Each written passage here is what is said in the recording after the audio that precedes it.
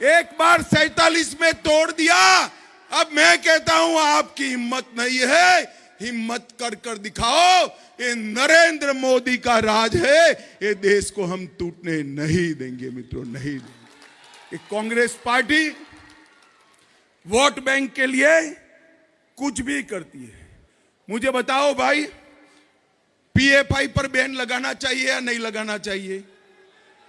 इसका भी ये विरोध करते हैं। राष्ट्रीय जनता दल के नेता हमारे रामचरितमानस का विरोध करते हैं।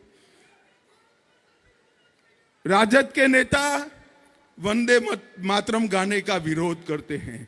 मित्रों, ये लोग विकास नहीं कर सकते, ये लोग देश को एक नहीं सकते। ये कर सकते हैं तो केवल और केवल भ्रष्टाचार कर सकते हैं, भ्रष्टाचार कर सकते हैं। ये दोनों पार्टियां, कांग्रेस पार्टी और आरजेडी, 12 लाख करोड़ के घपले घोटाले भ्रष्टाचार किए, 45 से ज्यादा स्कैम किए हैं और अभी भी मन नहीं भरा है। अरे शासन कैसा करना चाहिए मैं बताता हूं। 23 साल से मोदी जी मुख्यमंत्री और प्रधानमंत्री है।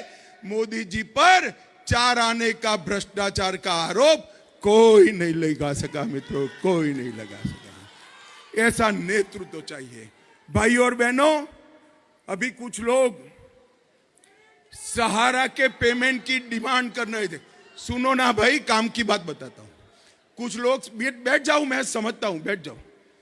कुछ लोग सहारा के पेमेंट की बात कर रहे थे। नरेंद्र मोदी सरकार ने सहारा में कोऑपरेटिव में जितने लोगों को इन्वेस्टमेंट है वो सारा इन्वेस्टमेंट वापस करने का निर्णय किया है। अभी आपको जो तकलीफ पड़ रही है, बैठ जाइए, अभी आपको जो तकलीफ पड़ रही है वो इसलिए पड़ रही है कि कुछ तो कोऑपरेटिव के डिपॉजिटर है और कुछ कंपनी के हैं। अभी कोऑपरेटिव का शुरू किया है और 10,000 तक नहीं देना है, जितना पैसा वसूला है वो सारा दे देना है। आप चिंता मत करिए, एक बार सुचारू रूप से 10,000 तक पेमेंट हो जाए, आगे की पेमेंट के भी शुरुआत होगी। और मोदी जी ने कहा है ये 12 लाख करोड़ रुपया जो घर में डाला है ना, अभी झारखंड में किसी के घर से 350 करोड़ रुपया, कांग्रेस के सांसद 350 करोड़ रुपया, नोट गिनने वाले मशीन 25 मशीन गर्म हो गए, मगर वो थकते नहीं है, गिन नहीं पाए। ये 350 करोड़ रुपए मोदी जी ने वादा किया है। ये सभी लोग जो हो हा करे, भ्रष्टाचारी एक भी छूटेगा नहीं।